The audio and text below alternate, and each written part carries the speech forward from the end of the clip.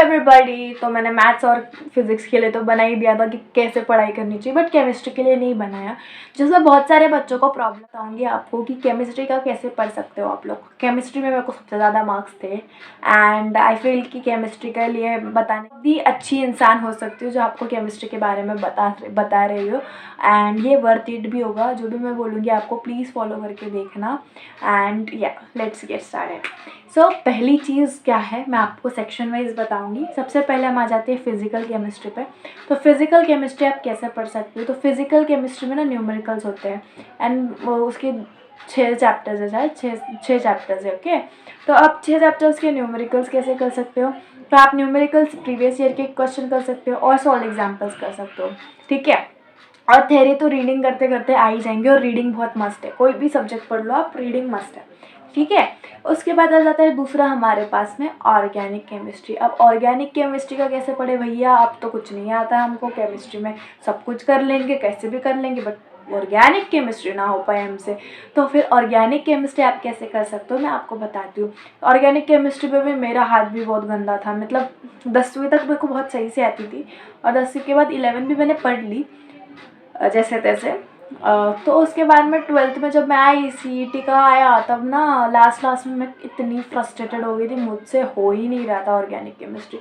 तो आई searched and I found कि कैसे करना है, क्या करना है, ठीक है। बहुत सारा सर्च किया मैंने, बट मुझे याद आया कि जैसे मैंने 10th में किया था हिस्ट्री के लिए, मैंने किया था 10th में क्या किया था मैंने कि वो जो एक चीट्स बना के या फिर लंबे लंबे पेजेस पे शॉर्टकट बना के साल ईयर, कोई साइंटिस्ट का नाम है या फिर कोई भी इंसान का नाम है, हिस्टोरियन का नाम है, तो I used to write it on the paper. और मैं वो पेपर है ना कपबोर्ड पे वॉल पे चिपका देती थी। हालांकि उसके बाद मुझे बहुत डांट पड़ती थी, बट मैंने सोचा ठीक है डांट खा लेते हैं। फिर उसके बाद में ना वो पूरा साल भर वहाँ रहता था, तो मैं क्या बीच बीच में आके पढ़ लिया करती थी जब मेरे पास टाइम रहता था। और ये ट्रिक ना मेरी प्रिंसिपल ने भी बोली थी। जैसे हमको पास्ट टेंस, फ्यूचर टेंस, वो टेंस का कुछ समझता नहीं था, तो she used to tell us कि मैं तुमको अभी सिखा के जा रही हूँ, बट ये भूलना नहीं है। तो भूलना नहीं है तो क्या करना पड़ेगा, एक लंबा सा चार्ट पेपर बना के मेरे को हम सबको बोला कि चार्ट पेपर लगाओ और अपने घर पे लगाओ। तो मैंने ये करा हुआ था मेरे घर पे, और धीरे धीरे करके फिर वो लर्न भी हो गया था मेरे को।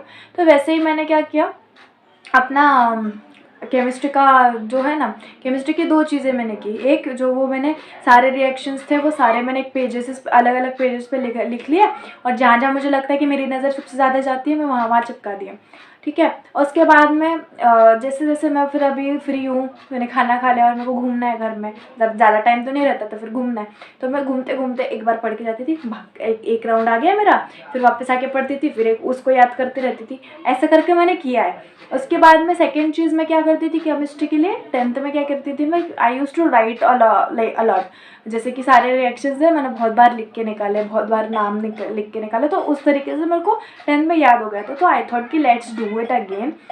फिर उसके बाद में ये सब लिख लिया, ये कर लिया। उसके बाद में मैं क्या करती थी, इनको लिख के निकालती थी, ट्राई करती थी कि याद रहे। फिर उसके लिए मैं लिख के निकालती थी, काफ़ी देर तक बार बार लिख के निकालती थी। और उसके बाद में इसमें और एक चीज़ ऐड हो जाती है, MCQ सॉल्व करना। तो जैसे जैसे आप MCQ सॉल्व करते जाओगे ना, वैसे वैसे you will get clarity about organic chemistry, and there is nothing rocket science in this. तुम आप जैसे जैसे MCQs करते जाओगे आपको क्लैरिटी मिलती जाएंगी, ठीक है।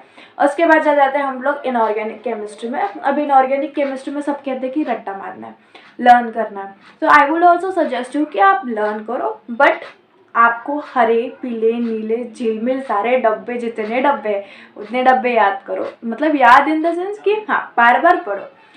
एंड उसके बाद में जो भी बोल्ड लाइंस है वो तो बोल्ड लाइन वाला सब पे अप्लाई होता है, फिजिकल हो, ऑर्गेनिक हो, इनऑर्गेनिक हो, या फिर नैनो केमिस्ट्री जो भी है वो उनमें हो, सब में अप्लाई होता है कि जो भी बोल्ड डब्बेज है एंड जो बोल्ड लाइंस है उनको याद करो आप।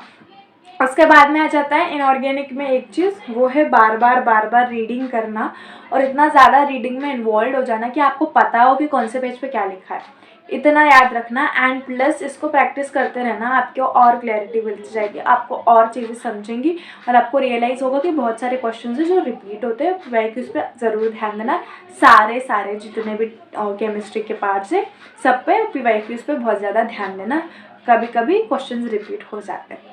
ठीक है। उसके बाद में आ जाता है हमारे पास में सबसे लास्ट चीज़, वो है नैनो केमिस्ट्री, ग्रीन केमिस्ट्री और पॉलीमर्स। तो ये जो चैप्टर्स हैं इनको ईजीली आ जाता है, but don't take them easy, because वो ईजी होते नहीं है। क्योंकि ग्रीन केमिस्ट्री तो हो जाएगा, I am damn sure about green chemistry, क्योंकि मैंने खुद एक दिन में ग्रीन केमिस्ट्री का किया हुआ था।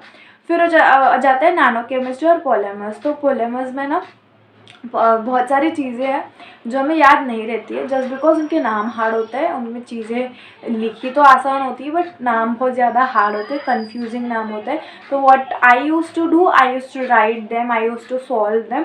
एंड पॉलीमर, ग्रीन केमिस्ट्री और नैनो केमिस्ट्री में बहुत सारे क्वेश्चन हैं जो बार बार आते हैं। तो try to observe PYQs plus target की बुक, तो आपको रियलाइज़ हो जाएगा कि कौन से क्वेश्चन हैं जो रिपीट होते हैं। ठीक है, तो अभी के लिए इतना ही काफ़ी है। आप जितने भी MCQs है उनको सॉल्व करते रहो, प्रैक्टिस करते रहो, और आप लोग अपना अपना ड्रीम कॉलेज में ज़रूर जाओगे। आई प्रे टू गॉड कि आप ज़रूर जाओ। And that's it for today's video. I hope this video will be very very very helpful for you. And yes, all the best. जय श्री कृष्ण, राधे राधे, बाय बाय।